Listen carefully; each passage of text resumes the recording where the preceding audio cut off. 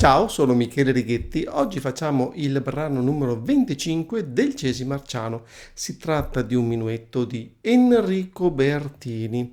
Enrico Bertini? No, questo nome è errato perché è italianizzato da Henry Bertini. Anzi, dovremmo dire meglio Henry Bertini, poiché nacque a Londra, ma la sua famiglia si trasferì in Francia quando lui aveva solamente 6 mesi, quindi in fasce, possiamo perciò definirlo a tutti gli effetti francese.